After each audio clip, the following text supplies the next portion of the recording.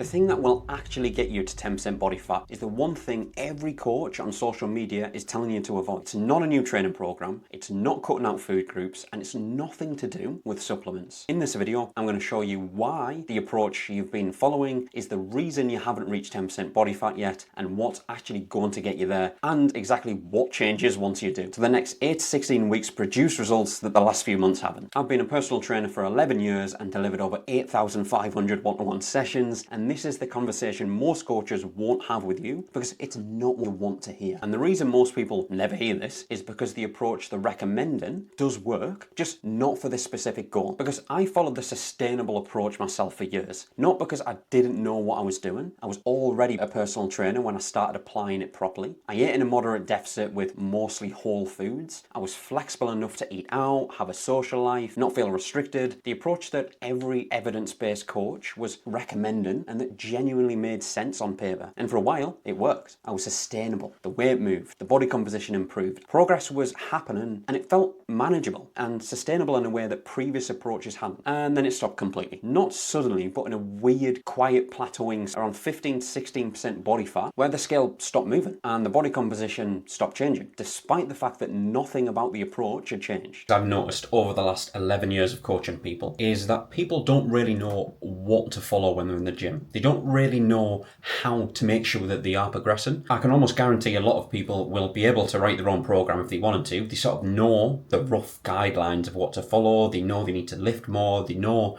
that they need to mix it up every now and again. And they know roughly what movements to do for each muscle group. But the main thing what I've noticed is there's no specific structure to follow to actually make sure that they're applying progressive overload. So that is exactly why I've created the Softer Lean 4-week training program. It's completely free. It's going to be linked in the description, and I'm going to show you exactly what it entails right now. This is where we've got our workouts, full body. It shows you exactly what to do, sets, reps, workout 2, workout 3 here. You can enter the heaviest weight you did from week 1, week 2, week 3, week 4, and then it'll show the trend as well at the end. This is the exact type of training program I'll use with all my online clients. So if you head to the link in the description, again, it's completely free and you can download it and you can actually see some gains for once. And I was doing the same thing, but still not getting to 10% body fat, which made me feel a bit frustrated. And here's what I told myself at the time, and what most people in this position tell themselves. I need to be more consistent. I need to tighten up the weekends. I need to track more carefully. The approach is right, I'm just not executing it well enough. So I tightened up, tracked more carefully, was more consistent at weekends, and the result was the same. Because the problem wasn't the execution, it was the approach itself. And here's why. And this is the part more sustainable fat loss content never explains. The sustainable approach is designed to produce fat loss at a body fat percentage where fat loss is relatively straightforward. 20, 18, even 16%, a moderate deficit works because your body has enough fat stores that losing them isn't physiologically threatening. So because of this, it adapts, but it doesn't fight back particularly hard. But as you get leaner, as you push towards 12, 11, 10%, your body starts treating the fat loss process as a genuine threat. Hunger hormones increase, for example. Like, bloody hell, I'd be thinking about food all the time. I'd be looking at the time way more often than normal, hoping that it would just go faster so I could eat again. The moderate deficit that was producing the results at a higher body fat percentage is now being offset by adaptations that a comfortable deficit simply cannot overcome. And here's where most people make the mistake that costs them months. They assume the body's resistance is a sign the approach needs tweaking. More consistency, tighter weekends, slightly smaller portions, but it isn't. The resistance is a sign the approach itself needs to change. And here's the practical reality that makes that unavoidable. 200 to 400 calorie deficit, the kind of moderate, sustainable deficit most coaches recommend from the get-go, produces roughly half a pound of fat loss per week. Under good conditions. At higher body fat levels, that's fine. There's enough fat to lose that half a pound a week, which adds up to a meaningful, visible change over time. But at 13% body fat trying to get a 10%, you're losing the last few percentage points that your body is much more reluctant to give up. So with the body's resistance increasing as you get leaner, the sustainable approach will either stall completely or it takes so long that most people just give up before they get there. And I know what you're thinking, so just be more patient, stay the course. The sustainable approach will get you there eventually. Maybe if you have months of tolerance for a process that stops producing visible results and an open-minded timeline with no guarantee at the end of it. But for most people, from what I've seen, with jobs, a social life and better things to do, then wait another 6 to 10 months to see if a moderate deficit eventually shifts that last few pounds pounds on the scale to see their abs, which for most people isn't exactly ideal. Well, there's a more direct route, and that route is what every coach on social media nowadays is telling you to avoid. And here's the honest answer, and the specific thing that actually gets you there. So if the sustainable approach isn't the answer for this specific goal, here's exactly what is. And I want to give you the specific details rather than being vague, because vague advice is what's kept most people stuck in the same weird loop. So here's what's actually required, because here's the thing nobody wants to say directly. Getting from 15 to 10% body fat or even lower requires a phase where you are genuinely uncomfortable. Not miserable, not destroying your relationship with food, not training twice a day and eating chicken and rice, or not 100% of the time anyway, but genuinely strict, and stricter than sustainable, stricter than flexible, stricter than moderately approachable, and stricter than the moderate approach that got you to where you are. And I want to be specific about what that actually means and what that looks like, because strict means different things to different people. A real deficit, which is somewhere between 500 to 750 calories below maintenance, depending on your starting point and how quickly you want to move. Not 1 to 300. An actual deficit you know is real because you've tracked it honestly and enough to confirm it. Protein at 0.7 to 1 gram per pound of body weight, higher than the sustainable phase because you're asking your body to lose fat while preserving muscle. And at low body fat percentages, the margin for error on protein is much smaller. Training 3 full body sessions a week with genuine progressive overload tracked every session, I found the best way to do it. Not more sessions in terms of frequency, but more intensity within those sessions you already do. The training doesn't change dramatically, but the nutrition does. And that's where all the work happens. Flexibility significantly reduces during this phase as well. It's not completely eliminated. This isn't competition prep, and it isn't sustainable long-term by design, but reduced enough that the deficit is real and consistent week on week rather than 2 steps forward and 1 step back. And here's the part that makes the difference between a phase you can commit to and one that falls apart completely. 8 weeks if you're starting at around 14 to 15% body fat, 12 weeks from 16 to 18%, up to 16 weeks from 18 to 20%. And these aren't just magic arbitrary numbers. They're realistic estimates based on what I see consistently across hundreds of clients. Some people move faster, some people move slower, but having a realistic time frame before you start is the difference between a phase you can mentally commit to and an open-minded restriction that falls apart because there's no visible endpoint. And here's the thing I want you to sit with for a moment. 8 to 16 weeks of being genuinely strict out of your entire life to achieve the one goal you've been trying to hit for months or even years through an approach that was never going to fully get you there. That's not a punishment. That's just the proper version of what this requires. Cash, my client here, is the client who showed me clearly why this framing matters. He came to me with a demanding job, a social life that involved regular meals out, and a schedule that had pretty much no margin for error. The sustainable approach had got him to a decent place. I guess you could say he looked like he trained. He had a decent frame on him. He felt reasonably good, but the 10% goal he'd had for years was still sitting just out of reach. He really wanted to see his abs. When I told him that getting there was going to require around 12 weeks of being stricter than he'd been, his first reaction was that it wasn't possible around his life. And this is the reframe that changes everything for people in this position. It doesn't need to fit around every part of your life. It just needs to fit around the non-negotiables. For example, the kids, the job, the things that genuinely can't move. Everything else though, the meals out, the social flexibility, the weekend meals, those things exist in a version of your life that you get back in 12 weeks. Don't worry about it. But right now, for the next 12 to 16 weeks, they're not the priority. And he did exactly that. And within 12 weeks of being genuinely strict with the nutrition while keeping the 3 sessions a week structure exactly as it was, this is the part most people never hear about. Who would have thought, but everything changed. But here's what nobody shows you about what happens after the strict phase ends, because this is the part that makes the whole thing worth it. So what changes once you get there? This is the part that every piece of sustainable fat loss content skips entirely, which is how do you even maintain this once you're actually at that goal? Because the sustainable fat loss message is built around the getting lean phase, which is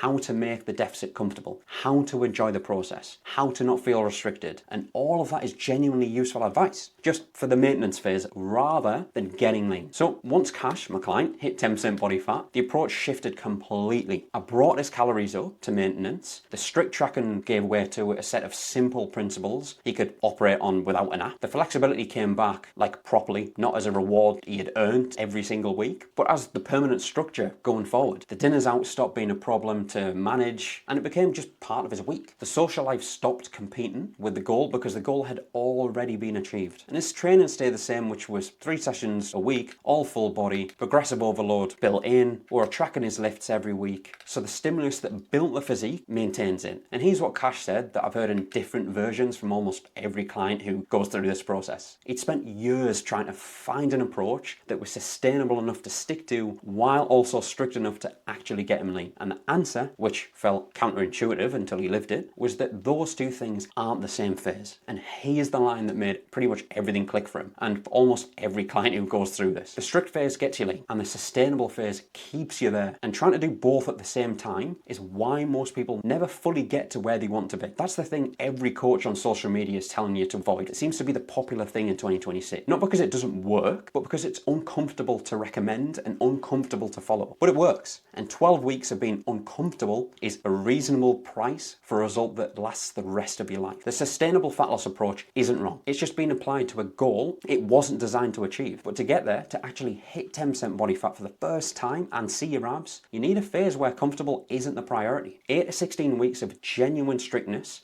a good deficit, high protein, progressive overload tracked every session. But this is great in theory. But if you want to see the exact process I use to take clients through both phases, the strict phase and the maintenance phase, from 20% all the way down to 10% body fat and beyond, I've got a video which walks through every single step somewhere over here, so watch that next.